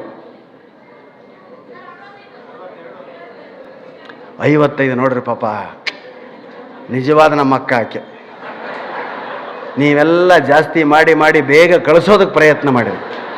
ಹಾಂ, 55. ಹಾಂ, ಕರೆಕ್ಟ್ 62 ವರ್ಷ ನನಗೆ. 61 ಇಸ್ವಿಯಲ್ಲಿ ಹುಟ್ಟಿದ್ದೀನಿ, 62 ವರ್ಷ ಅನಿಸುತ್ತಾ 62 ಅಂತ? ಹಾಂ, ಇದನ್ನೇ ನಮ್ಮ ಕಡೆ ಏನಾದರೂ ನಾನು ಕೇಳಿದೆ ಅಂದರೆ ವಯಸ್ಸು ಎಷ್ಟಿರ್ಬೋದು? ಒಂದು 80 ಅದಾವನ್ರಿ ಅಂತ. 80 ಇದ್ದರೆ ಭೂಮಿಗೆ ಒಳಗಡೆ ಇರ್ತಿದ್ನಪ್ಪ. ಏನೂ ಆಗಿಲ್ಲ. ನನಗೂ ಸರ್ ವಯಸ್ಸು ಕೇಳಿ ಆಶ್ಚರ್ಯ. 70 ಸತ್ಯನಾರಾಯಣ ಸರ್ 70 77 ಅಲ್ವಾ ಸರ್? 77 ಇಯರ್ಸ್. ಮಾತಾಡಿದರು, ವೇದಿಕೆ ಮೇಲೆ ಬಂದರು. ಬಣ್ಣ ನೋಡಿ, ಅವ್ರ 10 ಪೈಸದಷ್ಟು ನನ್ನ ಮುಖದಲ್ಲಿ ಇಲ್ಲ. ಅವ್ರ ಕಾಲಿಗಿರೋ ಬಣ್ಣ ನನ್ನ ಮುಖಕ್ಕಿಲ್ಲ. ಹಾಂ, ಯಾಕೆ? ಮನುಷ್ಯ ಅಲ್ಲ. ಬಂದು ಕೂತ ತಕ್ಷಣ ಮಾತಾಡೋದಕ್ಕೆ ಶುರು ಮಾಡಿದ್ರು ಅವ್ರು. ನಮ್ಮ ಕಡೆ ನೋಡ್ಬೇಕು, ನೀವು 75-76 ವಯಸ್ಸಾಗ್ಬಿಟ್ಟಿರ್ತದೆ. ಹೌದು, ದಮ್ಮು ಕೆಮ್ಮು ಮಾತಾಡಿದ್ರೆ 10 ಸಾರಿ ಕೆಮ್ಮು, ಒಂದು ಮಾತಿಗೆ 10 ಸಾರಿ ಕೆಮ್ತಾರೆ. ಅವ್ರು ನೋಡಿ ಇಡೀ ಪರಿಚಯ ಭಾಷಣ ಮಾಡಿದರು. ಹೌದಾ? ಆ ಝೀಲ್ ಮನುಷ್ಯನಿಗೆ ಬೇಕು. ಕಬಡ್ಡಿ ಆಡೋದ್ರು ಮಕ್ಕಳಿಗೆ ದಯವಿಟ್ಟು ಹೇಳ್ಕೊಡಿ. ಯಾರ್ಯಾರು ಗ್ರೌಂಡ್ ಅನುಕೂಲ ಇಲ್ಲ, ಗ್ರೌಂಡಿಗೆ ಕರ್ಕೊಂಡೋಗಿ. ಕಬಡ್ಡಿ ಆಟದಲ್ಲಿ ಸರ್ವಾಂಗೀಣ ವ್ಯಾಯಾಮ ನೋಡಿ. ಫಸ್ಟಲ್ಲೇನು? ಉಚ್ಛ್ವಾಸ ನಿಶ್ವಾಸಗಳು. ಕಬಡ್ಡಿ ಕಬಡ್ಡಿ ಕಬಡ್ಡಿ ಕಬಡ್ಡಿ ಕಬಡ್ಡಿ ಕಬಡ್ಡಿ ಕಬಡ್ಡಿ ಕಬಡ್ಡಿ. ಇದನ್ನು ಮನೇಲಿ ಅಂದು ನೀವು ಸುಮ್ಮನೆ ನಿಂತ್ಕೊಳ್ಳಿ, ಎಷ್ಟೊತ್ತು ಹಿಡಿತಾರೆ ಟೈಮ್ ನೋಡಿ. ಅದರ ಮೇಲೆ ನಿಮ್ಮ ಶ್ವಾಸಕೋಶದ ಪುಪ್ಪಸಾಂತಿ ಅನ್ನತ್ತೀವಿ, ಅದರ ಶಕ್ತಿ ಗೊತ್ತಾಗುತ್ತೆ. ಹೌದಾ? ಎಷ್ಟೊತ್ತಿದ್ರು ಕಬಡ್ಡಿ ಕಬಡ್ಡಿ ಕಬಡ್ಡಿ ಕಬಡ್ಡಿ ಕಬಡ್ಡಿ. 11 ಜನ ಇರ್ತಾರೆ. 11 ಜನರನ್ನು ನೋಡ್ತಾನವನು. ಐ ಟೆಸ್ಟ್ ಮಾಡಿಸುವಾಗ ನಿಮ್ಗೇನು ಮಾಡ್ತಾರೆ? ಬೆರಳನ್ನು ಮುಂದೆ ಹಿಡಿದು ಇಲ್ಲೋಡಿ ಇಲ್ಲೋಡಿ ಇಲ್ಲೋಡಿ ಅಂತಾರೆ. ಇದು ಕಬಡ್ಡಿ ಇದೆ. ಕಬಡ್ಡಿ ಕಬಡ್ಡಿ ಕಬಡ್ಡಿ ಕಬಡ್ಡಿ ಕಬಡ್ಡಿ ಕಬಡ್ಡಿ. ಗುಡ್ಡೆ ಚಲಿಸ್ತದೆ. ಕೈ ಕಬಡ್ಡಿ ಕಬಡ್ಡಿ ಕಬಡ್ಡಿ ಕಬಡ್ಡಿ ಕಬಡ್ಡಿ ಕಬಡ್ಡಿ. ಕಾಲು ಕಬಡ್ಡಿ ಕಬಡ್ಡಿ ಕಬಡ್ಡಿ ಕಬಡ್ಡಿ. ಹೌದಾ? ಒಳಗಡೆ ಉಸಿರು ಬಿಡೋ ಹಾಗಿಲ್ಲ, ಶ್ವಾಸಕೋಶ ಬಲವಾಗ್ತದೆ. ಕುಂಭಕ, ರೇಚಕ, ಪೂರಕ ಯೋಗದಲ್ಲಿ. ಹೌದಾ? ಅವೆಲ್ಲ ಕಬಡ್ಡಿಲಿದೆ. ನಮ್ಮ ಜನ ಇಲ್ಲ, ಓ ಯೋಗ ಕ್ಲಾಸಿಗೆ ಹೋಗ್ತಾ ಇದ್ದೀನಿ ಗೊತ್ತಾ. ಏನು ಯೋಗ? ಇಲ್ಲ, ಕೂತಲೇ ಹಿಂಗೆ ಕತ್ತು ಟರ್ನ್ ಮಾಡೋದು, ಕೈ ಹೀಗೆ ಮಾಡೋದು, ಅಷ್ಟೇ ಕಷ್ಟ ಈಗ. ಹಾಂ, ಕಬಡ್ಡಿ ಕಬಡ್ಡಿ ಕಬಡ್ಡಿ ಕಬಡ್ಡಿ ಕಬಡ್ಡಿ ಕಬಡ್ಡಿ. ಕೈ ಕಾಲು, ಆಮೇಲೆ ಕಾಲು, ಇದೆಲ್ಲ ಆಗಿ ಅವನು ಹಿಡ್ದ ಅಂದರೆ ಅಷ್ಟೂ ಜನ ಅವನ ಮೇಲೆ ಬಿದ್ದರೆ ಅವನು ಹೋರಾಟ ಮಾಡಿ ಬಂದು ಗೆರೆ ಮುಟ್ತಾನೆ. ಮೇಲಿರೋರೆಲ್ಲ ಔಟು. ಇದೇನು ತೋರಿಸುತ್ತಂದರೆ, ಮಗನೇ ನೀನು ಮುಂದೆ ಬೆಳೆದು ನಿಂತ ಮೇಲೆ ನಿನ್ನ ಮೇಲೆ ಇಡೀ ಸಂಸಾರದ ಜವಾಬ್ದಾರಿ ಬೀಳ್ತದೆ. ಅವ್ರನ್ನೆಲ್ಲ ಹೊತ್ತುಕೊಂಡೇ ನೀನು ಗುರಿಯನ್ನು ಮುಟ್ಟಬೇಕು ಅನ್ನುವಂಥ ತತ್ವ ಆ ಆಟದಲ್ಲಿ. ಅವ್ರನ್ನ ಎಳ್ಕೊಂಡು ಹೋಗ್ಬೇಕು ನೀನು ಗುರಿ ಕಡೆ ಅನ್ನುವಂಥ ತತ್ವ. ಇದು ಯಾವ ಕಬಡ್ಡಿ ಅಮ್ಮ? ಅಯ್ಯೋ ಅದು ಅಲ್ಲೇ RSSನಲ್ಲಿ ಆಡಿಸ್ತಾರೆ. ಕಬಡ್ಡಿ ಮೈ ಗಲೀಜಾಗುತ್ತೆ ಸರ್, ಮಣ್ಣಾಗತ್ತೆ, ಹರಳಿಡುತ್ತೆ. ಹಾಂ, ಆ ಕಡೆ ನೀವು ಮುದೋಳಗೆ ಇದೊಳಗೆ ಬಂದರು. ಹೋರಿ ಆಟ, ಹಾವೇರಿಗಳ ಕಡೆ ಹೋರಿ ನುಗ್ಗಿಸೋ ಆಟ ಇದೆ. ಪ್ರಾಣಾಂತಿಕ ಆಟಗಳು ಇವತ್ತು ಆಡ್ತಾರೆ, ಬೇಡ ಅಂದರೂ ಕೇಳಲ್ಲ. ಜಲ್ಲಿಕಟ್ಟು ಅವೆಲ್ಲ ಎಂತೆಂಥ ಆಟ ನೋಡಿದ್ರೆ, ಬೆಂಗಳೂರು ನೋಡಿದ್ರೆ ಎದೆ ಹೊಡ್ಕೊಂಡ್ಬಿಡ್ತೀರ ನೀವು ಅಲ್ಲ. ನಾವು ಅಷ್ಟೇ, ನಮ್ಮ ಕಡೆನೂ ಅಂಥ ಆಟಗಳಿಲ್ಲ ಈಗ. ಅದಕ್ಕೆ ಮಕ್ಕಳಿಗೆ ಕಬಡ್ಡಿ ಆಡಿಸ್ಬಿಡ್ರಿ. ಈ ಉಸಿರು, ಈ ಯೋಗಕ್ಕೆ ಹೋಗ್ತೀವಿ. ಹಾಂ, ಉಸಿರು ತಗೊಳ್ಳಿ, ಟೀ ಬಿಡಿ, ಬಸ್ ತಗೋಬೇಕಾದ್ರೆ ಟೀ ಅಂತ ಶಬ್ದ, ಬಿಡ್ಬೇಕಾದ್ರೆ ಬಸ್ ಅಂತ ಬರ್ತದೆ. ಯಾಕಂದರೆ ಅಷ್ಟು ಹಿಡಿಯೋದು ಕಷ್ಟ. ಹಾಂ, ನೀವು ಎಷ್ಟೊತ್ತು ಉಸಿರನ್ನು ಬಿಗಿ ಹಿಡಿತೀರೋ ಅಷ್ಟು ಆಯುಸ್ಸವನ್ನು ನೀವೇ ಮುಂದಕ್ಕೆ ಹಾಕ್ಕೊಂಡಂಗೆ. ದೀರ್ಘಾಯುಷ್ಯ ನಿಮ್ಮ ಕೈಯಲ್ಲೇ ಇದೆ. ಯಾಕೆ ಬೀಡಿ ಸಿಗರೇಟ್ ಸೇರಿ ಸಾಯ್ತಾರೆ ಅಂದರೆ ಅವ್ರದ್ದು ಉಶ್ವಾಸ ನಿಶ್ವಾಸ ಜಾಸ್ತಿ ಹೂ ಅಂತ ತಗೊಂಡು ಅಂತ ಬಿಟ್ರೆ ಹಾಂ 72 ಸಾರಿ ಹೊಡ್ಕೋಬೇಕು ಒಂದು ಸಾರಿ, ಹೌದಾ? ಅದೇನೋ ಬೀಟಿಂಗ್ 72 ಟೈಮ್ಸ್. ಉಸಿರು ಅಷ್ಟೇ. ಈಗ ನೋಡಿ, ಉಸಿರನ್ನು ಬಂದ್ ಮಾಡಬೇಕಾದ್ರೆ, ಅಂದರೆ ನಿಲ್ಲಿಸ್ಕೋಬೇಕಾದ್ರೆ, ಸ್ತಂಭನ ಮಾಡಬೇಕಾದ್ರೆ ಮೂಗು ಸ್ವಚ್ಛವಾಗಿರಬೇಕು, ಎರಡೂ ಕ್ಲಿಯರ್ ಸುಯ್ ಅಂತ ಬರಬೇಕು.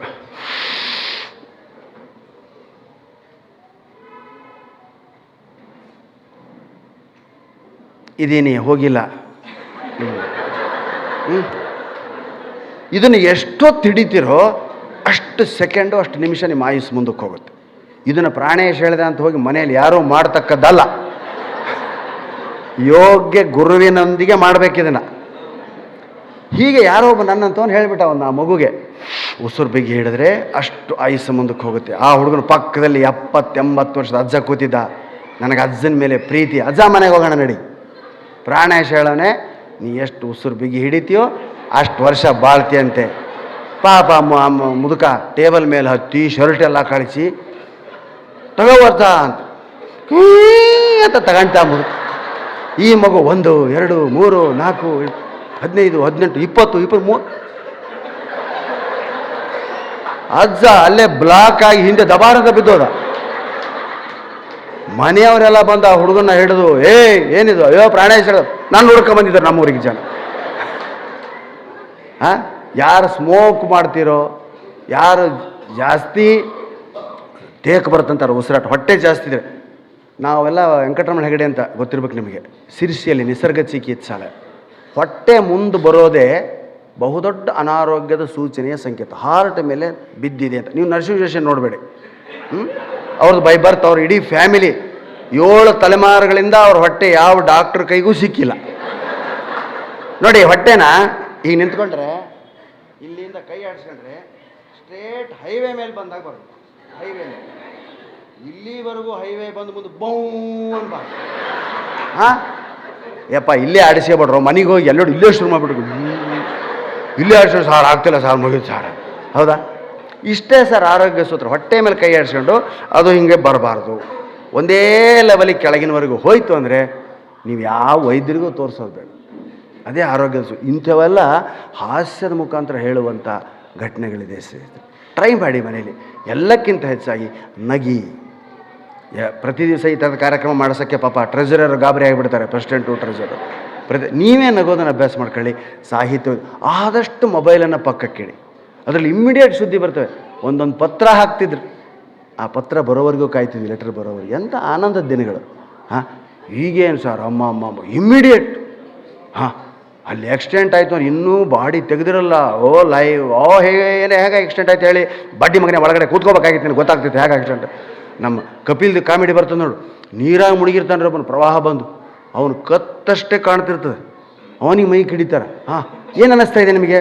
ನನ್ನ ಹೊರಗೆ ತೆಗಿಯಲಿ ಮಗನೇ, ನನ್ನ ಮೊದಲು ಹೊರಗೆ ಎಳಕೋ, ಕಾಲಾಗಿನ ಚಪ್ಪಲ್ ತೆಗಿಬೇಕು ಅನ್ಸಕತ್ತೈತೆ ನನಗಂತ ಕಪಿಲ್ ಕಾಮಿಡಿಲಿ ಬರ್ತು. ಇವತ್ತು ಬರೀ ನ್ಯೂಸ್ ಮಾಡ್ಬೇಕ್ರಿ, ಅವನು ಎತ್ತೋದಿಲ್ಲ. ನೀವು ಪೂರ್ತಿ ಮುಳುಗೋಗಿದ್ದೀರಾ, ಇನ್ನೇನು ಕೆಲವೇ ಕ್ಷಣದಲ್ಲಿ ಮೂಗಿನವರೆಗೂ ನೀರು ಬರುತ್ತೆ. ಬಾಯಿ ಫ್ರೀ ಇರೋದ್ರಿಂದ ನಮಗೊಂದು ಬೈಟ್ ಕೊಡ್ಬೇಕು. ನೀವು ಒಳಗಡೆ ಫೀಲಿಂಗ್ಸ್ ಆಗಿದೆ, ದಯವಿಟ್ಟು ಪ್ಲೀಸ್ ಪ್ಲೀಸ್ ಪ್ಲೀಸ್. ಅಮ್ಮ ಎಂಥ ಇಮ್ಮಿಡಿಯೇಟ್ ಸುದ್ದಿ, ಇಮ್ಮಿಡಿಯೇಟ್ ಅಂತ ತಲುಪಿಸ್ಬೇಕು. ಸತ್ತ ಸುದ್ದಿ ನಿಧಾನಕ್ಕೆ ಬರಬೇಕು. ಸ್ಪಾಟಲ್ಲಿ ಹೇಳಿದ್ರೆ ಎಷ್ಟೋ ಜನ ಸತ್ನಾ, ಇವರು ಸತ್ತೋಗ್ಬಿಡ್ತಾರೆ. ಅವಾಗೆಲ್ಲ ಅದಕ್ಕೆ ಓಂ ಶ್ರೀ ಏನೋ ಹಾಕ್ತೆ ಲೆಟ್ರ್ ಹಾಕ್ತಿದ್ರು, ಹೌದಾ? ಆ ಲೆಟ್ರ್ ಬಂದು ನೋಡಿದಾಗ, ಅಯ್ಯೋ ತೀರ್ಕೊಂಡು 15 ದಿವಸ ಆಯಿತು ಕಣೆ ಅಜ್ಜ, ನೋಡಿ ಎಷ್ಟೋ ರಿಲ್ಯಾಕ್ಸ್, ಹೌದಾ? ಹಾಂ ಈಗೇನು, ಮಗು ಆಡ್ತಾ ಇದೆ, ಅದನ್ನು ಬಂದು ನಾಯಿ ಹಿಡೀತು, ಹುಲಿ ಕಚ್ಚಿತು, ಒಳಗಡೆ ಎಳ್ಕೊಳ್ತು, ಮುಗಿತು ಕತೆ. ನೋಡಿದ ತಕ್ಷಣ ತಾಯಿ ಸಾವು, ತಂದೆ ಸಾವು, ಓಣಿಯವರೆಲ್ಲರೂ ಓಡಾಟ. ಏನು ಹಾರಿಬಲ್ ಆಗಿದೆ. ಅದಕ್ಕೆ ದಯವಿಟ್ಟು ನಾನು ಹೇಳೋದಿಷ್ಟೇ, ಇವನ್ನೆಲ್ಲ ಅವಾಯ್ಡ್ ಮಾಡಬೇಕಾದ್ರೆ ಯೋಗ ಧ್ಯಾನದ ಕಡೆ ಹೋಗಿ ಪುಸ್ತಕಗಳನ್ನ ಹಿಡ್ಕೊಳ್ಳಿ. ಪುಸ್ತಕ ಕೊಡೋ ಸಂತೋಷವನ್ನು ಯಾರೂ ಕೊಡಲಾರು. ಇದು ನನ್ನ ಅನುಭವ. ದಯವಿಟ್ಟು ನಿಮ್ಮ ಆಯ್ಕೆಯ ಲೇಖಕರನ್ನ, ನಿಮ್ಗೆ ಆಯ್ಕೆಯ ಲೇಖಕರು ಇರ್ತಾರೆ ಯಾರಾದರೂ, ಅವ್ರು ಮಾಡಿ ಬೀಚಿ ಓದಿ, ಭೈರಪ್ಪ ಓದಿ, ಕಾರಂತ. ಅದಕ್ಕೆ ನಿಮ್ಗೆ ಈಗಿನ ಅನೇಕ ತಲೆಮಾರುಗಳು ಜನ, ನಾನು ಇತ್ತೀಚೆಗೆ ತುಂಬ ನಾವು ಎಲ್ಲ ಓದ್ತಿರೋದು ವಸುಧೇಂದ್ರರ ತೇಜೋ ತುಂಗಭದ್ರ, ಯಾರು ನಮ್ಮ ಗಜಾನನ ಶರ್ಮರ ಚೆನ್ನಭೈರಾದೇವಿ ಅವ್ರದ್ದು, ಪುನರ್ವಸು, ಎಂತೆಂಥ ಕಾದಂಬರಿಗಳು ಬಂದಿದ್ದಾರೆ ಇವತ್ತು. ಸಪ್ನಾ ಬುಕ್ ಸ್ಟಾಲ್ಗೆ ವಿಸಿಟ್ ಕೊಡೋರು ಯಾರು ಇದ್ದೀರಾ ಇಲ್ಲ? ವೀಕ್ಲಿ 1 or 2 ಗ್ರೇಟ್ ಅಮ್ಮ, ಚಪ್ಪಾಳೆ ಅವರಿಗೋಸ್ಕರ ಒಂದು. ದಯವಿಟ್ಟು ಪುಸ್ತಕ ಓದಿ. ನೀವು ಮೊಬೈಲ್ ನೋಡಿದ್ರೆ ನಿಮ್ಮ ಮಕ್ಕಳ ಕಣ್ಣುಗಳು ಬಹಳ ಬೇಗ ಪರೆ ಬರ್ಬೋದು ಅಥವಾ ಲೆನ್ಸ್ ಗಿನ್ಸ್ ಪ್ರಾಬ್ಲಮ್ ಆಗ್ಬೋದು. ಹೌದಾ? ಯಾರೋ ಅವಾಗೆಲ್ಲ ಕಣ್ಣು ಟೆಸ್ಟ್ ಮಾಡಿಸ್ತಿದ್ರು. ಹಿಂಗೆ ಕಾಣುತ್ತಾ? ಹಾಂ ಕಾಣುತ್ತಾ? ಇಲ್ಲ ಸರ್ ಕಾಣಲ್ಲ ಸರ್. ಮತ್ತೊಂದು ಬೋರ್ಡ್ ಚೇಂಜ್ ಮಾಡಿದೆ. ಕಾಣುತ್ತಾ? ಇದನ್ನು ಓದು? ಇಲ್ಲ ಸರ್ ಬರಲ್ಲ. ಹಿಂಗೆ ಅರ್ಧ ಗಂಟೆ ಏನು ಲೆನ್ಸ್ ಹಾಕಿದ್ರು ಓದಲಿಲ್ಲ ಅವನು, ಯಾಕಂದ್ರೆ ಅವನು ಓದೇ ಬರ್ತಿರಲ್ಲ. ಯಾಕ್ರಿ ಎಲ್ಲ ಲೆನ್ಸ್ ಮುಗಿದೋದ್ವು, ಸೋಡಾ ಗ್ಲಾಸ್ ಕೂಡ ತಂದು ಹಾಕಿದೆ. ಇನ್ನೂ ಇಲ್ಲ ಸರ್ ನಾನು ಶಾಲೆಗೆ ಹೋಗಿಲ್ಲ, ಸ್ಕೂಲಿಗೆ ಕಲ್ತಿಲ್ಲ. ಹಾಂ, ಅದಕ್ಕೆ ಸ್ನೇಹಿತರೆ, ಕಲಿಯೋದಕ್ಕೆ ಪ್ರಯತ್ನ ಮಾಡಿದ್ದೀವಿ ಅಂದರೆ ನಮ್ಮ ಜೀವನದಲ್ಲಿ ಪ್ರತಿಯೊಬ್ಬರು ನಮ್ಮ ಉಗುರು ಕೂಡ ನಮಗೆ ಪಾಠ ಕಲಿಸ್ತದೆ. ಉಗುರು ಅಂತ ಯಾಕಂತ ಹೇಳೋದಕ್ಕೆ ಅದರಲ್ಲೇ ಗುರು ಇದೆ. ಗುರು. ಹೌದಾ? ಉಗುರು ಏನು ಕಲಿಸ್ತದೆ? ಉಗುರು ನೀ ಎಷ್ಟೇ ಬೆಳೆದರೂ ನಿನ್ನನ್ನು ಕಟ್ ಮಾಡಲ್ಪಡ್ತದೆ, ಕತ್ತರಿಸಲ್ಪಡುತ್ತದೆ. ಅವಶ್ಯಕತೆಗಿಂತ ಹೆಚ್ಚು ಬೆಳೆದ್ರೆ ನಿನ್ನನ್ನು ಕತ್ತರಿಸಲ್ಪಡುತ್ತದೆ. ಮನುಷ್ಯ ಎಷ್ಟೇ ನಾನು ಬೆಳೆದ್ರೆ ತಿಳ್ಕೊಂಡ್ರೂ ಪ್ರಕೃತಿ ಪರಿಸರಗಳು ನಮ್ಮನ್ನು ಕಟ್ಟು ಮಾಡ್ತಾ ಬರ್ತವೆ. ಅದಕ್ಕೆ ವಿನಯವಂತನಾಗಿರೋದನ್ನು ಒಂದು ಉಗುರು ಕೂಡ ಕಳಿಸ್ತದೆ ಅಂತಕ್ಕಂಥ ಸೆಂಟೆನ್ಸ್. ಮಕ್ಕಳಿಗೆ ಏನೇ ಕೇಳಿ, ಮೊನ್ನೆ ಒಂದು ನಮ್ಮನೆ ಓಣಿಲೇ ನಡೆದಂಥ ಘಟನೆ ಹೇಳಿ ನಾನು ಜೋಶಿಯವರಿಗೆ ಬಿಡ್ತೀನಿ. ಏನು, ಒಂದು ಮಗುಗೆ 5 ಶಬ್ದ ಕೊಟ್ಟಿದ್ದಾರೆ sir. Block, opposite of these under words ಅಂತ ಹೇಳಿ, ಇದಕ್ಕೆ ವಿರುದ್ಧ ಶಬ್ದ ಬರೀರಿ. ಬ್ಲಾಕ್, ನೈಟ್, ಡೇ, ಎಲ್ಲೋ, ಒಂದು 10 ಶಬ್ದ ಇದೆ. 5-6 ವರ್ಷದ ಮಗು, ಹೆಣ್ಣು ಮಗು. ಅದು ಏನು ಮಾಡ್ತೀವಿ, ಯಾರೂ ಹೇಳೋದಾಗಲಿಲ್ಲ. ನೀನು ಬರೀಬೇಕು, ಯೋಚನೆ ಮಾಡಿ ಮಿಸ್ ಏನು ಹೇಳಿದೆ ಬರೀಬೇಕು. ಹುಡುಗಿ ಏನು ಮಾಡಿದೆ ಗೊತ್ತಾ, ಮೊಬೈಲ್ ತಗೊಂಡು ಗೂಗಲ್ ಕೇಳಿದೆ sir, which is the opposite word of black? White.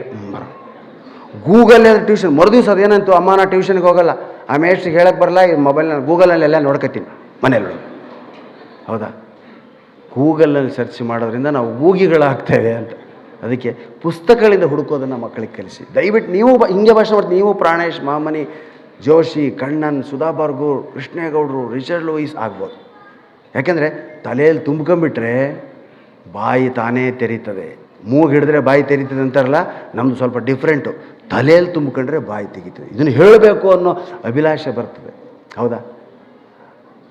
ಕೊನೆಯದೊಂದು ಆಧ್ಯಾತ್ಮದೊಂದು ವಿಷಯವನ್ನು ಹೇಳ್ತಕ್ಕ, ತುಂಬ ವಯಸ್ಸಾದವ್ರು ಇದ್ದೀರಿ ಅಂತಲ್ಲ, ಆ ಹಂತದಲ್ಲಿ ಇದ್ದೀರಿ, ಸ್ವಲ್ಪ ಆಧ್ಯಾತ್ಮ ಬೇಕು ಅಂತ.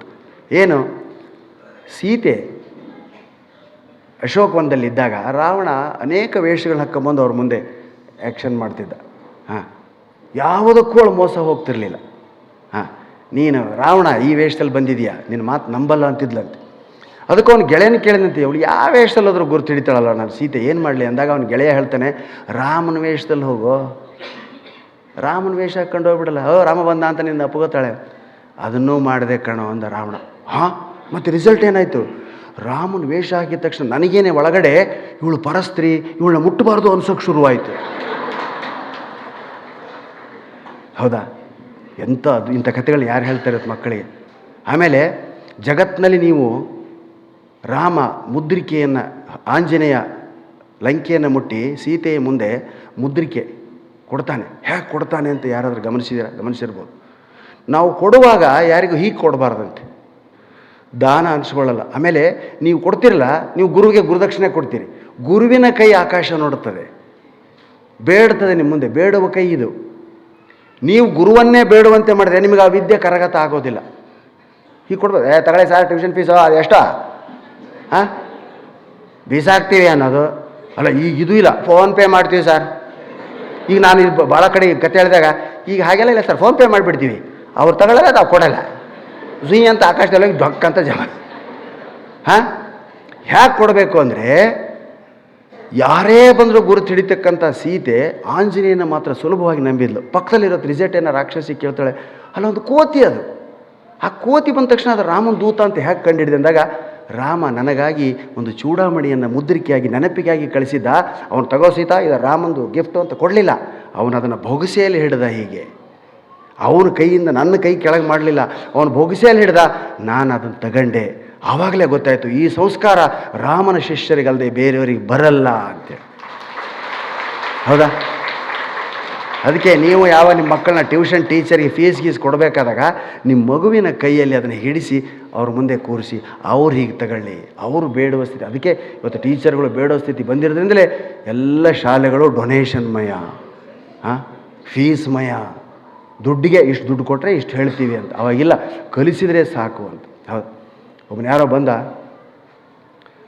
ನಿನಗೆ ಕೈಯಲ್ಲಿ ವಿದ್ಯೆ ರೇಖೆನೇ ಇಲ್ಲ, ವಿದ್ಯೆ ರೇಖೆನೇ ಇಲ್ಲ ಅಂತ ಮೇಷ್ಟ್ರು ಹೇಳ್ಬಿಟ್ರು. ಅವನು ಏನು ಮಾಡಿದ ಹುಡುಗ ಗೊತ್ತಾ, ಅಲ್ಲೇ ಪಕ್ಕದಲ್ಲಿ ಚಾಕು ತೊಗೊಂಡು ಕರ್ಕೊಂಬಿಟ್ಟೆ. ಸಾರ್ ಬಂತು ನೋಡಿ ಗೆರೆ. ಆಶ್ಚರ್ಯ ಆಗ್ಬಿಟ್ರು, ಏನು ಎಂತ. ಅವನೇ ಪಾಣಿನಿ ಮಹರ್ಷಿ, ವ್ಯಾಕರಣಶಾಸ್ತ್ರ ಬರೆದಂಥ ಪಾಣಿನಿ ಮಹರ್ಷಿಯೇ ಆ ಬಾಲಕ. ಕೈಯಲ್ಲಿ ಗೆರೆ ಇಲ್ಲ ಅಂದರೆ ಅದನ್ನು ಕೊರ್ಕೊಂಡು ಗೆರೆ ತಂದುಕೊಂಡ. ಇಂಥ ಕಥೆಗಳನ್ನ ದಯವಿಟ್ಟು ಮಕ್ಕಳಿಗೆ ಹೇಳ್ರಮ್ಮ. ಎಲ್ಲ ವಾಟ್ಸಪ್ಪಲ್ಲಿ ಹುಡುಕೋ, ಯೂಟ್ಯೂಬಲ್ಲಿ ಸರ್ಚ್ ಮಾಡೋ, ನಾನು ಕೇಳಬೇಡ, ಗೂಗಲ್ ನೋಡು, ಗೂಗಲ್ ಮಾಡು ಅನ್ನೋದು. ಹಾಂ, ನೀವು ಗೂಗಲ್ ಮಾಡೋದ್ರೆ ಅದು ಗೂಗೇನಾಗಿ ಮರದಲ್ಲಿ ಕೂತ್ಕೊಂಡ್ಬಿಡ್ತದೆ ಆಮೇಲೆ. ಅದಕ್ಕೆ ದಯವಿಟ್ಟು ತಾಯಿ ಅಂದರೆ ನಿಮ್ಮ ಮಾತು ಕೇಳ್ತವೆ ಮಕ್ಕಳು. ಅಪ್ಪ ಹೆಸರಿಗೆ ಮಾತ್ರ ಪಾಪ. ಫೀಸ್ ಕಟ್ಟೋ ಟೈಮಲ್ಲಿ ಅಪ್ಪನ ನೆನಪು. ಹೌದಾ? ಅವ್ನಿಗೆ ಏನು ಗೊತ್ತಿಲ್ಲ. ಅದು ಏನು, ಅವು ಶಾಲೆಗೆ ಬರ್ತಾ ಮಮ್ಮಿ ಅಂತಲೇ ಬರ್ತಾವೆ, ಡ್ಯಾಡಿ ಅಂತ ಬರೋ ಮಕ್ಕಳು ಭಾಳ ಕಡಿಮೆ. ಯಾಕೆಂದರೆ ಅವಕ್ಕೆ ಅನುಭವ ಆಗಿಬಿಡ್ತದೆ. ಮಮ್ಮಿ ಬೆಳಗ್ಗಿಂದ ಕಷ್ಟಪಟ್ಟಿದ್ರು ಅವ್ನು ಬಂದ ತಕ್ಷಣ ಅವಳೇ ಕೂತು ಬೆಲ್ಟ್ ಬಿಸ್ತಾಳೆ, ಟೈ ಬಿಸ್ತಾಳೆ, ಶರ್ಟ್ ಕಳಿತಾಳೆ, ಚಡ್ಡಿ ಕಳಿತಾಳೆ, ಬೇರೆ ಹಾಕ್ತಾಳೆ. ಎಲ್ಲಿ ಒಂದು ರೈಮ್ಸ್ ಹೇಳು ಅಂತ ಎಷ್ಟು ಚೆನ್ನಾಗಿ ಕೇಳ್ತಾಳೆ. ಅಷ್ಟು ಕಷ್ಟಪಟ್ಟಿರ್ತಾಳೆ. ಅವನ್ನೆಲ್ಲ ಕೇಳ್ತಾಳೆ. ಟಿಫಿನ್ ಬಾಕ್ಸ್ ತೆಗೆದು ಏನು ಸ್ವಲ್ಪ ಬಿಟ್ಟಿದೆಯಾ, ಮಿಕ್ಸ್ ಇದೆಯಾ, ತಿನ್ನಬೇಕಿಲ್ಲ ಅಂತಾಳೆ. ಇದು ಪಾಪ ಮಗುಗೆ, ಅದಕ್ಕೆ ಅಮ್ಮ ಅಂತ ಬರ್ತವೆ. ಒಂದು ದಿವಸ ಅಮ್ಮ ಮನೇಲಿಲ್ಲ, ಇದು ಗಂಡು ಮನೆಯಲ್ಲಿತ್ತು ತಂದೆ. ಅವಳ ಪಾಪ ಯಾವುದಿಲ್ಲ ಮೀಟಿಂಗ್ ಎಲ್ಲ ಹೋಗಿದ್ಲು. ಇವನು ಬಂದ, ಅಪ್ಪ ಅಂತಿಂಗೆ ಬಂದು ನಿಂತ.